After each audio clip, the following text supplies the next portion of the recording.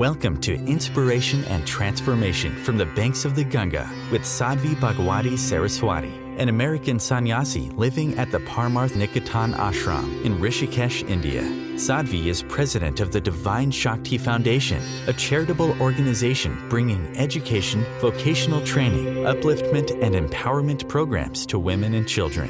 Sadhvi is also Secretary General of the Global Interfaith Wash Alliance and Director of the world-famous International Yoga Festival.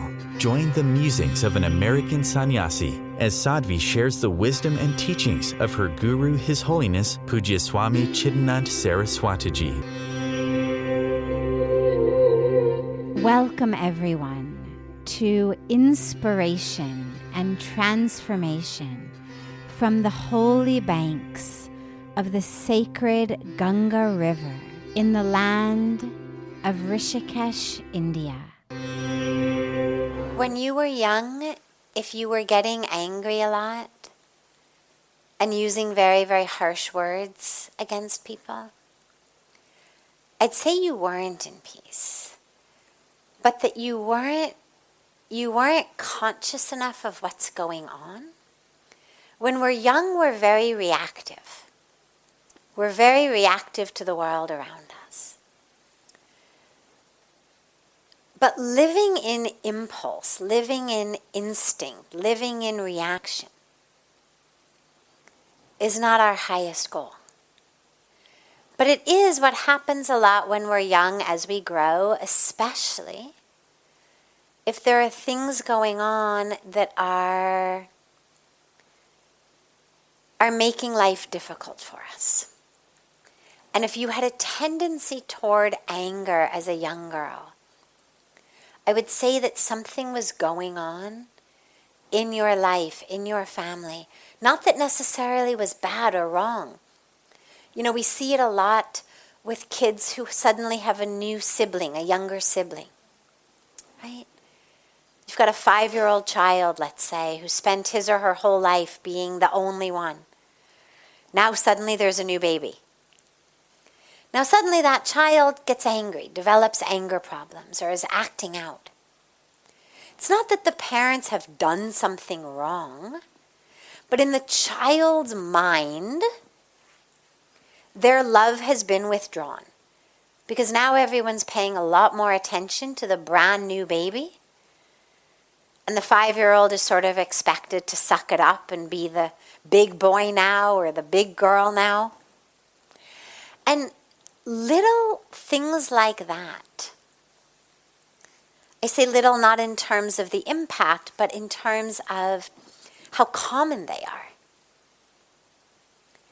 Nonetheless, in many, many cases, have impacts on us like that if we don't examine them. So when I say something was going on, I'm not saying that somebody was necessarily doing something wrong. We see it with children when parents get divorced. We see it with children whose parents work so much that they never see them. Again, the parents are doing the best they can, trying to give their children the best opportunities, trying to provide for them. But in the child's mind, who wants mom or dad there, why are you not reading me a goodnight story? Why do you not get home to say goodnight? It creates, not always, but it can create anger. So I would say that there was anger in your youth, but that you weren't clear enough to be aware of it. Children are not growing with the awareness that the reason I'm now a bully on the playground is because I've got this little sibling. And I've really been angry since the day she was born. They're not that introspective, right? So you could say, oh, that kid's in peace. But schoolyard bullies are never in peace. Rule of thumb, there's always something going on. Otherwise, you don't take out anger on other people. We only share that which we have. If what we're sharing is anger, it means that's what's inside. It's why being around people who are happy is so much more fun than being around people who are not happy. Right? We've all seen it. You have a friend or friends who you know are going through a hard time. You want to be there to support them. And yet, after a while, you find yourself getting kind of drained. Like it's no longer enjoyable to be around this person because they are always negative, always complaining, always cranky, always upset. And people a lot of times find themselves caught in that wanting to be compassionate, wanting to be caring, but inside we're no longer enjoying actually being with that person. Whereas when somebody's happy, genuinely happy, those are the types of people we actively like to be around because they're sharing happiness. So I would look back at your childhood, not in a woe is me, get stuck in your childhood way, but just with a little bit of introspection that's aware that maybe the anger you're feeling now started many, many decades ago. And now, as you say, as you're growing, that anger makes you miserable. So the question then becomes, when it's something that makes us miserable, and it's something that makes other people not want to be around us, why do we hold on to it? There's that beautiful saying that getting angry is like drinking poison and expecting the other guy to die. You're angry at someone or something, but ultimately you're the one suffering. They may know it, they may not know it. They may care, they may not care. But they're certainly not losing sleep over it. You're losing sleep over it. And in a way, that's good. Because it makes you know, I need to be free of this. And so I would look back at when was the first time you remember really having a temper tantrum, really losing yourself, really in your childhood. See if you can, just for the sake of insight, get a little bit of clarity into when this might have started. And if you can't remember, don't worry. But I'm always fond of insight. I think it's something very beautiful to help us understand this karmic package we have, this particular journey that we are on, and this body, this story, this particular karmic journey. So try to go back and see if you can remember the first time that you got really angry. What triggered it? It'll give you probably some insight into what's going on. And then look at yourself now. What is it that triggers you? Chances are a lot more triggers you than when you were young. Because as we speak about a lot here, getting angry actually makes me more likely to get angry in the future. You can't get it out.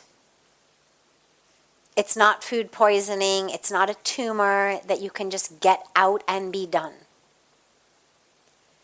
Every time you lose yourself in anger, you create that sanskara even deeper, that impression even deeper. You're more likely to get angry in the future. So you need to now just decide, enough. Enough.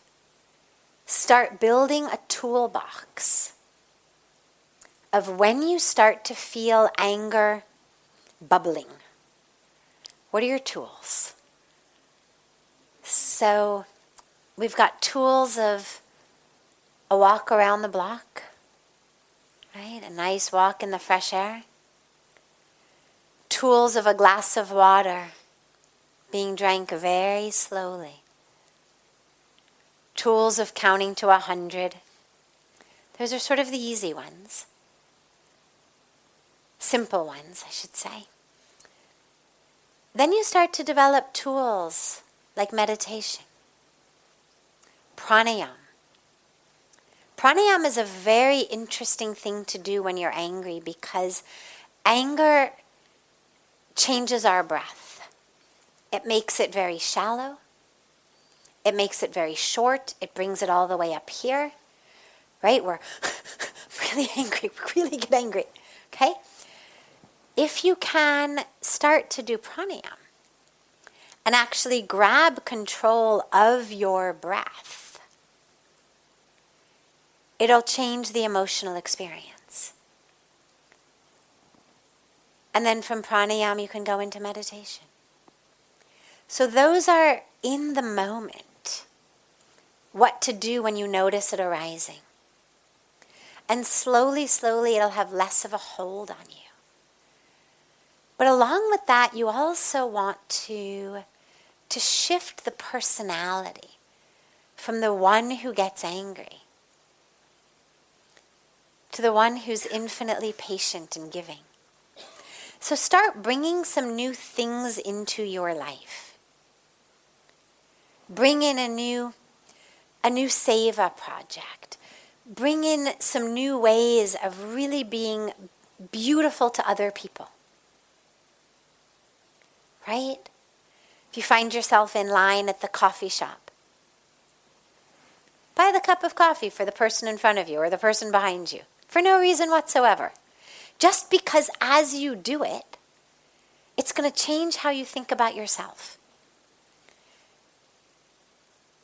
Just go out of your way to do as many things as you can. You're in line? Let someone cut in front of you. Why don't you go ahead? Again, no reason. Just to retrain how you think of yourself.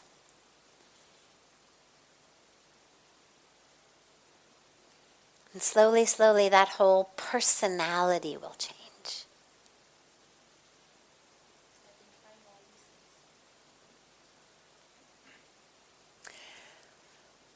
If you've been trying them and they're not working, what it means is that there's something deep inside of you that needs to be worked through. And I would go back again to those early days when you got angry and see what triggered it. What is the root of your anger? If you're not going to get rid of it, fine. Go into it. You know, when I first moved to Parmarth Niketan, we have these prayers at 5 o'clock in the morning, and they used to be compulsory. So I was there every morning, and I never had been used to sitting cross-legged. Just in America, we tend not to spend very much time sitting cross-legged on the floor. And although I was a yoga student, nonetheless, I was not advanced enough as a yoga student that my hips and my knees were really flexible and I could just keep sitting. So the prayers usually go an hour. It's half an hour of prayers and then half an hour of a talk in Hindi. And what I would find is that after about 35 minutes or so, my hip would just start burning like it was on fire.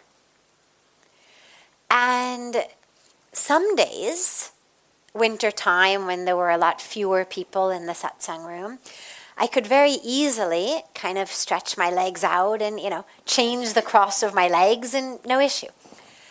But in summertime, when it was really crowded, there wasn't any space. There was another woman basically like right here, essentially in my lap.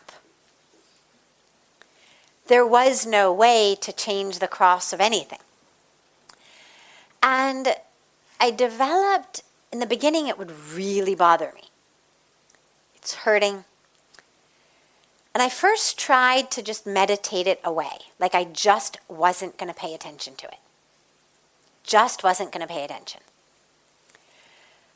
But it hurt too much. And my hip was on fire, and I then discovered that since I couldn't pretend it wasn't there, I couldn't ignore it, I couldn't meditate it away, I was just going to turn all my attention to it and literally dive into that fire. And I started actually making kind of a joke out of it. I don't recommend this for your anger, but I started making kind of a joke out of it. And I would say to my hip, come on, is this the best you can do? Can't you get a little hotter? Come on, keep burning, I'm still here. And what I discovered was that the more I taunted it, the less it hurt. And the more I really dove into it, the less it troubled me. Now, in your case, I wouldn't begin by taunting it because there's clearly something serious that is going on. But if you can't outrun it and you can't meditate it away, dive into it. The anger is coming. You know a glass of water is not going to work. You know a walk around the block isn't going to work. Fine. Sit down and get angry. But not with your mouth, not with your fists. Sit down, close your eyes, and just allow the anger. Just feel yourself burning in anger. And as you do that, try to bring some awareness to it. What is that anger saying? Don't allow yourself to get stuck in whatever story it's telling you this time. This person said this. Don't allow yourself to get sold off so cheaply. Go into the depth. What are you really angry about? Where in your body does it feel angry? What color is the anger? Really look at it. What is it trying to tell you? See what it says. You're listening to OTR-FM, part of the IOM radio network. Being a radio host on IOM FM allows you to build your show on a rich platform with the power of the internet to fulfill your outreach goals and connect with a very specialized and global online audience, unlimited by time and distance. OMTimes Radio will provide you with web relevance, a recognizable conscious brand, and with the standard of excellence that has accompanied every single Circle of Hearts Radio is a sanctuary on the airwaves. Join me, Grandmother Alaya, in the circle on Sunday, 2 p.m. Eastern as I share information to both enlighten and nourish your soul. Hi, this is Christina Ricci with RAIN. Every 2 minutes, another American is sexually assaulted. If you or someone you know has been sexually assaulted, you are not alone. Help is just a call or click away through the National Sexual Assault Hotline. Please call 1-800-656-HOPE, that's HOPE, or visit rain.org, that's RAINN.org. Brought to you by RAIN and this station. Welcome back to Inspiration and Transformation. I'm so glad to have you all back here with me. The pull, the distractions, चाहे हम माया कहते हैं, चाहे अपना मन का waves कहते हैं, there's always something that's pulling us off our grounding, off our anchoring. और ये आज का नहीं है, ये शुरू से. Today we have our smartphones and they beep and they ring and they vibrate and they do all sorts of things that distract us. We get an email every 2 seconds, some notification for it every 2 seconds. But that's not actually the core problem. Because for thousands and thousands of years, since the time our scriptures were written down, we've been being taught about taking care of the monkey mind. Monkey mind aaj ka nahi hai. This is the nature of the mind. Maya. This is not aaj ka concept. This is not, oh, you have a smartphone, so let's think of a word to describe the smartphone grabbing you.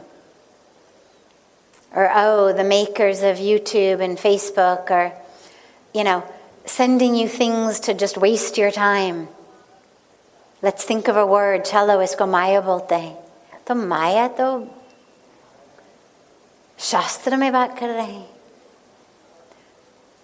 The nature of the mind to be distracted, the nature of the mind to be attracted by Maya, is something that existed long before not only smartphones, long before any phone, long before any television set, long before any shopping center.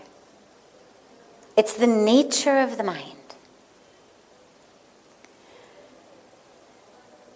And so it's a practice of the mind. Dekho, you can't make the world stop grabbing you. You have to work with yourself. It's like that beautiful story of the king.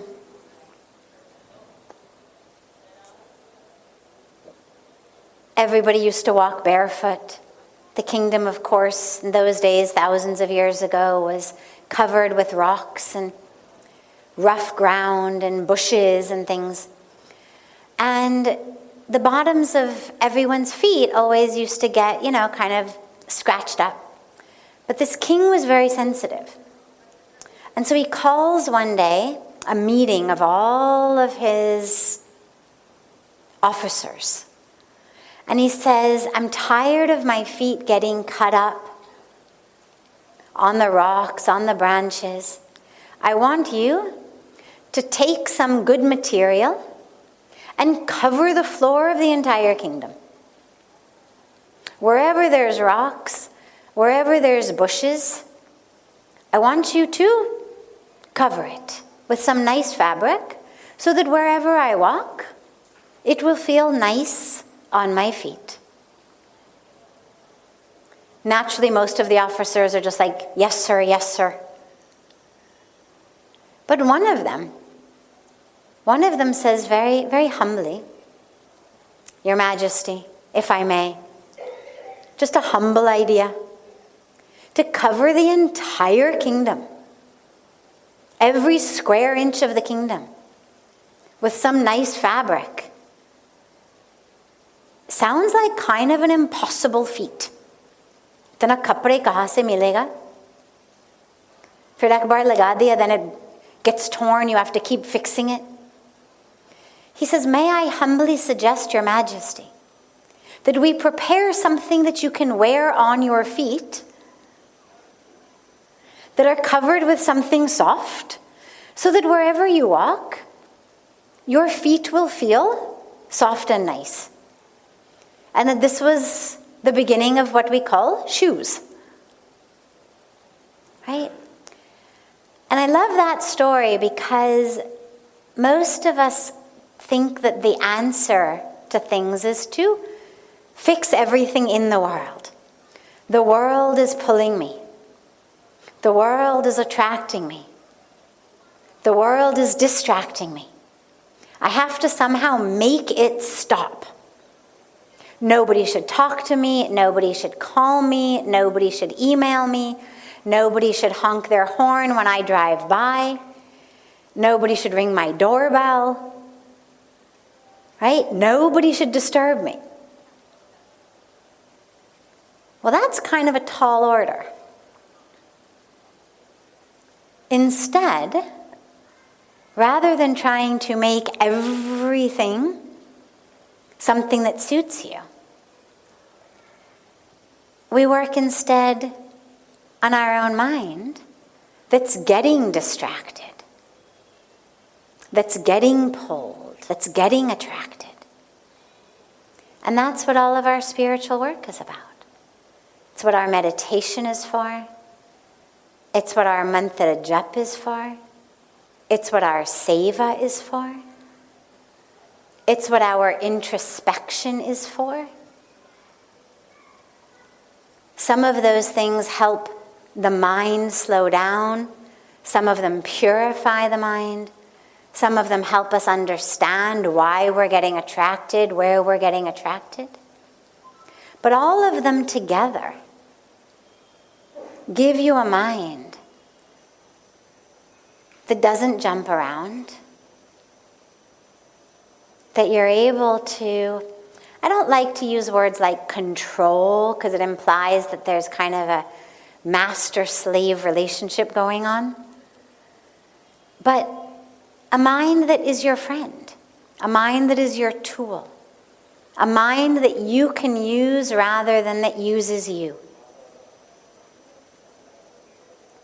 And so that's what all of our spiritual practice is for. And this is not news flash of today. This is what our scriptures tell us. This is what all the commentaries tell us. This is what the sages and the saints and the rishis have been telling us. Hazaron salon se.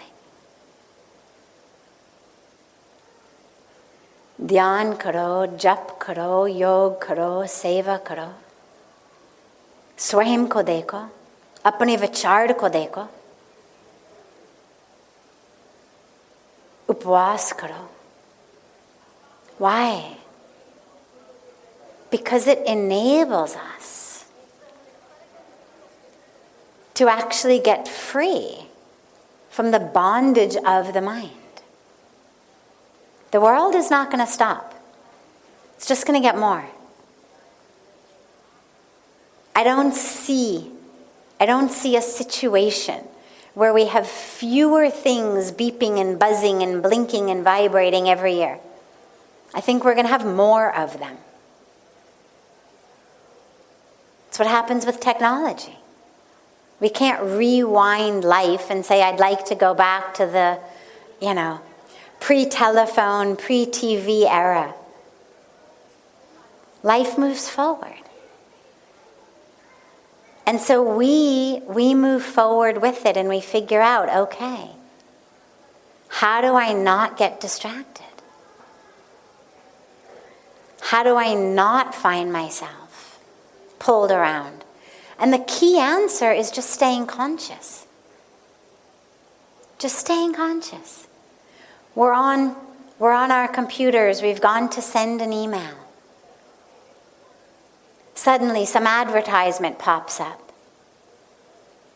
We click on it. Before we even realize it, suddenly we're 25 clicks into something and we're typing in our credit card number for something that we never wanted, we'll never use. Like we've been hypnotized. Or we go online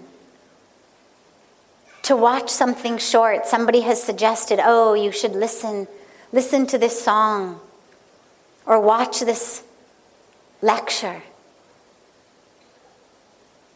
We go on for a specific purpose. One thing we're supposed to watch or listen to. 3 hours later, 30 clicks later, you don't even have to click these days. YouTube just does it for you. You just keep sitting. And it'll just keep, until you hit stop, it's going to keep playing things. But we have a choice. We have the choice and we need to use it. But we have to stay conscious to use it. If we allow our consciousness to be hijacked by somebody's algorithm that says, after this video, they're going to want to see this one. After this, they'll want to see that. then we really become slaves.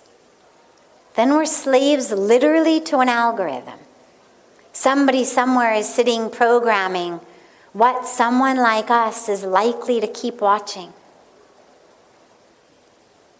We've given up all of our freedom then.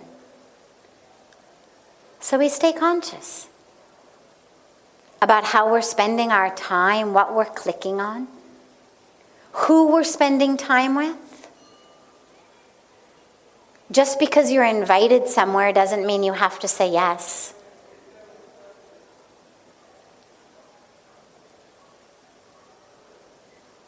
This is all part of our spiritual practice. Otherwise, you get very distracted, very pulled off track very quickly. वो तो जाना पड़ा, उन्होंने हाथ जोड़ के मेरे को इनवाइट किया था, 3 बार मुझको फ़ोन किया था. इसका मतलब नहीं है कि जाना पड़ेगा. It just means you have to be loving and polite. But if we give up our own freedom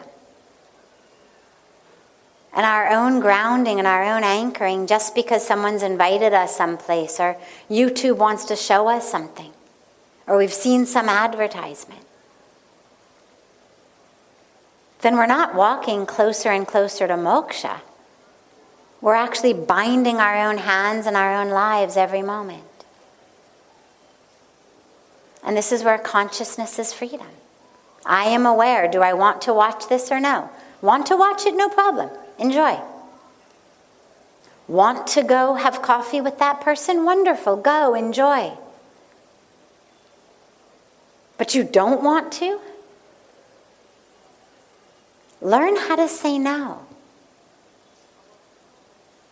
With love, politely. But grab that free will. Otherwise, everyone and anyone, in person, online, through an algorithm, is just looking to steal your time and attention. Because in many cases, it's rupees, it's dollars, right? The longer they can get you staring at the screen, the more likely you are to click buy now on whatever they're showing you. But even if somebody's not looking for our money, and they're just looking to steal our time and waste our time, we have to be conscious. Just like we lock our homes before we go out, lock your car when you park. In the same way, maintain a sense of real clarity over your sense of time and energy, attention. It's very precious. This is OTR-FM, part of the IOM radio network. OMTimes magazine is one of the leading online content providers of positivity, wellness, and personal empowerment. A philanthropic organization, their net proceeds are funneled to support worldwide charity initiatives via Humanity Healing International. Through their commitment to creating community and providing conscious content, they aspire to uplift humanity on a global scale. OMTimes, co-creating a more conscious lifestyle. Do you have time to read that inspiring book or that blog post you've been meaning to get to? In your busy world, how do you improve yourself and keep your life going? I'm Lisa Kay, and my Between Heaven and Earth radio show can transform your life just by listening. Be uplifted with inspiring topics, positive stories, and ideas that really work. Between Heaven and Earth radio is conscious living for your soul, every Wednesday at 4 p.m. Eastern Time. Like Baldwin with People for the Ethical Treatment of Animals. I grew up loving circuses and other traveling animal shows, but it never occurred to me what life might be like for the animals. Training wild animals to do things they don't understand takes force. Routine discipline with a hook or whip with the heel of a boot shows the animal exactly who's the boss. Don't patronize animal acts. Please contact People for the Ethical Treatment of Animals. 757-622-PETA. Welcome back. This is Sadhvi Bhagawati Saraswati with inspiration and transformation. The core ailments, causes of suffering. And it's a cause of suffering because we then identify only as the body. And we become singularly focused only on the physical body, getting as much as we can. It's a very interesting psychological ignorance, myth, game that our minds play. Somehow, if I have more things, think about it. Imagine that you are in the forest or you're in the jungle and there's a wild animal coming towards you, right?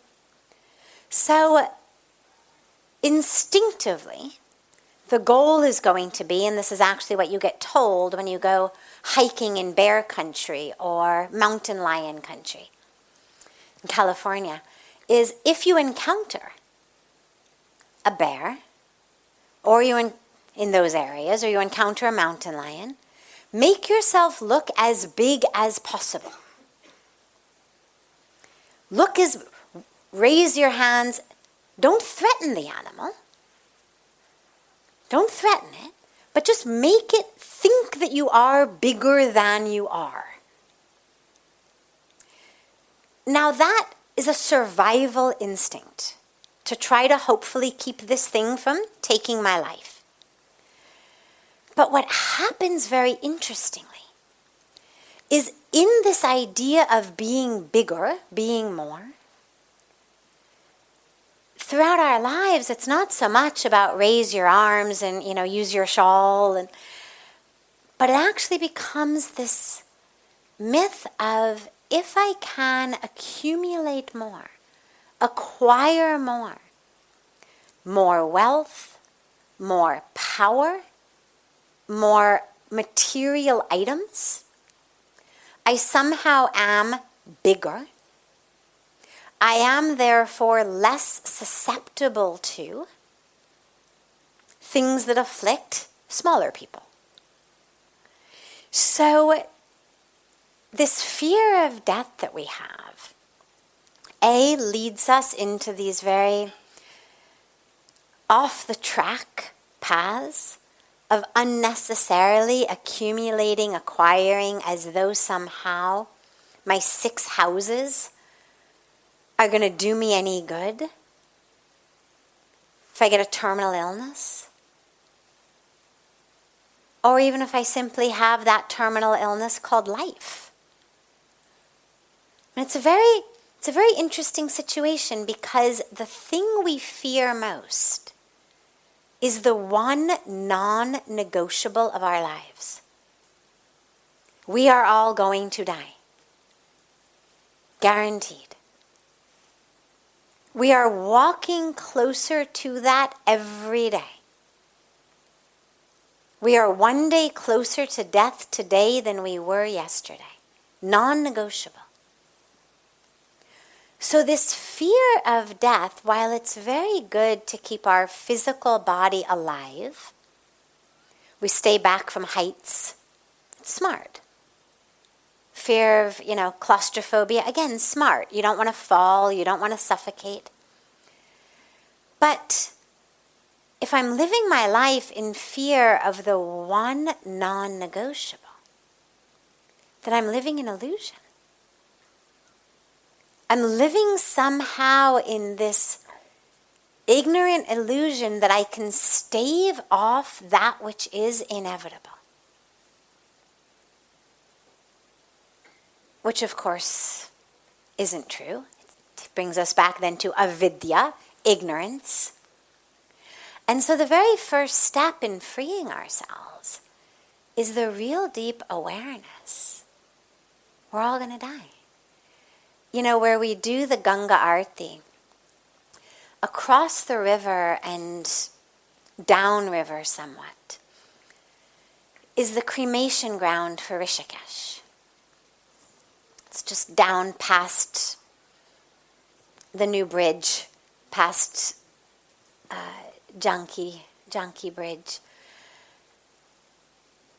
And sometimes in Arati, you can see that there's a cremation going on. And I always, whenever it's happening, usually I keep my eyes closed, just allow myself to lose myself in the Arati. But if I notice a cremation going on, I always try to keep my eyes open. Because it's a very powerful meditation to know that here I am, celebrating, singing, dancing. And yet, tomorrow, the day after, next week, I'm going to be standing there over the burning bodies of my loved ones. Tomorrow, day after, next week, it's going to be me burning in that funeral pyre. And the power of the meditation is not either or. So it's not that I've left mentally being here in Arati and now I'm the one mourning or the one burning. But it's actually the meditation of, can you hold all three realities simultaneously? I am the one celebrating.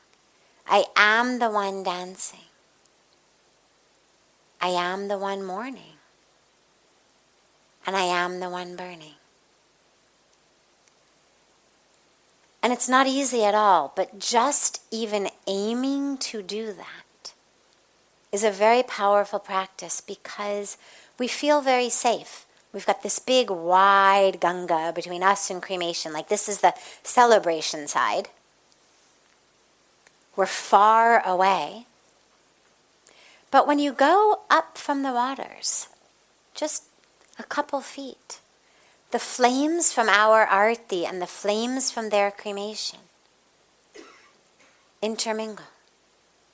You no longer can tease apart what's a flame of celebration and a flame of death. And so the core piece is to recognize we're all dying. Which then brings us to what we are here on earth for, which is, okay, so what is it that doesn't die? And how can I connect with that before the body does die? Because that's when the actual, not only awakening, enlightenment, moksha, but along with that is when my fear of death dissipates. Because if I know it isn't me dying, it's just the body, then that fear dissipates. It's not that we want to die. We love this life. This body is a beautiful gift. Life is an extraordinary gift. We should love it, savor it, protect it. But we also are aware that isn't who I am. So that's the solution. This is OTR-FM, part of the IOM radio network. OMTimes magazine is one of the leading online content providers of positivity, wellness, and personal empowerment. A philanthropic organization, their net proceeds are funneled to support worldwide charity initiatives via Humanity Healing International. Through their commitment to creating community and providing conscious content, they aspire to uplift humanity on a global scale. OMTimes, co-creating a more conscious lifestyle. Do you have time to read that inspiring book or that blog post you've been meaning to get to? In your busy world, how do you improve yourself and keep your life going?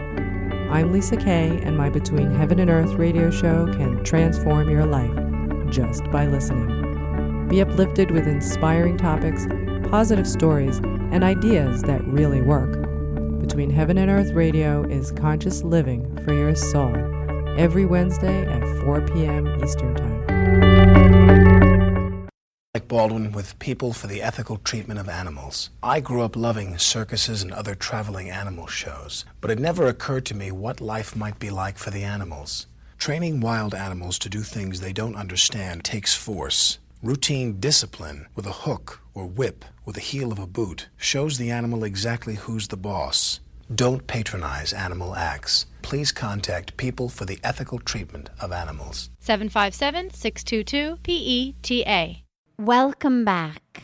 This is Sadhvi Bhagawati Saraswati with Inspiration and Transformation. Until and unless we are fully enlightened, okay, we are going to find some situations more easy to love. We're going to find some situations more easy to experience God. There's a reason that people feel inspired and uplifted and connected to the divine much more sitting on the banks of Ganga than sitting on a subway in New York City. God is everywhere. And for enlightened beings, you take, Paramahansa Ramakrishna, stick him on a subway in New York, and I have no doubt that he would cry in love for God as he saw the divine and everybody walking on and off the subway, bowing at everybody's feet.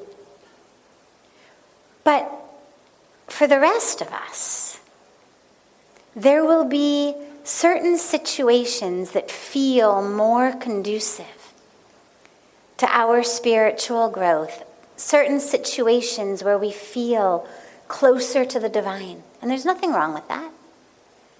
It's what we have temples for. It's what we do puja for. It's what we come to ashrams for. Nothing wrong with that. It just means you're still human. In the same way, if we are fully and completely awake, enlightened beings, we're going to love all exactly the same. Because we see the same divine in all exactly the same. But as long as there's still a bit of humanness in us, we're going to have a much easier time loving those who we feel close to. Loving strangers is very difficult. The only way I know to love strangers is only because you love God and you realize that God exists in all. And so in that way you would love everyone because you love God and realize God is in everyone. But to love someone who we are close to, that's very easy. Our hearts are open to them. We are connected to them already. And remember, we're connected also to their soul, their spirit, their essence. So we are connecting to the divine. But we're connecting through a being who feels very close to us. So I think it is thoroughly impractical. I'm not even sure that it would be ideal, but even if it were, thoroughly impractical to expect any mother ever to love every single child on earth exactly as much and in exactly the same way as she loves her own child. But I don't think that that has to be the goal. And the fact that she doesn't necessarily mean it's only attachment.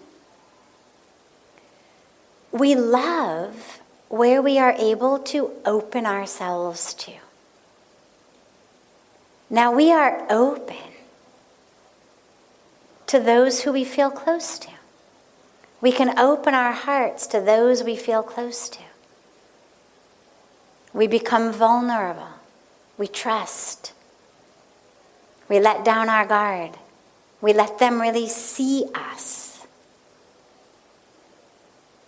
And so then we can love. If I've got my guard up, if I'm protecting myself, if I'm hiding myself from you, then I'm not going to be able to love you so much because there's this big wall between us. And so, on the highest spiritual level, yeah, we see the divine in all. We are open-hearted to all. That's the goal. It's where we're all walking to.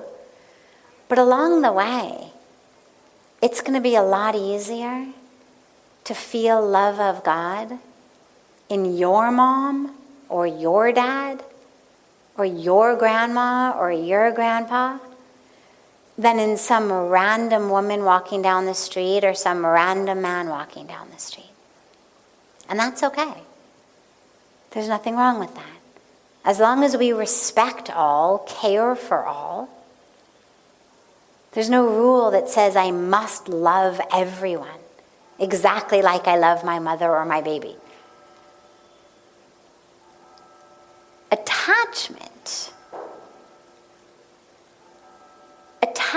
tends to be around how that other being acts, lives, chooses. So if it's just love, then regardless of what they wear, regardless of their grades in school, regardless of what career path they choose, regardless of anything, I still love them. The attachment is in, I need them to. They better dress like this or I'm going to be really angry. They better act like this or I'm going to be really angry. They must follow this profession, get this career, study this in school, or I'm going to be really angry. That's attachment. Attachment suffocates. Attachment doesn't let the other being blossom. Think about like a beautiful flower, but I squeeze it so hard I actually kill it. I'm just trying to hold on to it. I really love it. But in my loving of it, I've tried to own it. And so I've squished it in my hand. That's what attachment does. Love, we're able to just love it as it blossoms. We don't need to own it or control it. We can just love. This brings to a close this hour of inspiration and transformation. Thank you so much for joining me. I'm so glad to be together with you all each week, and I look forward to being together again next Thursday, same time, on OMTimes Radio.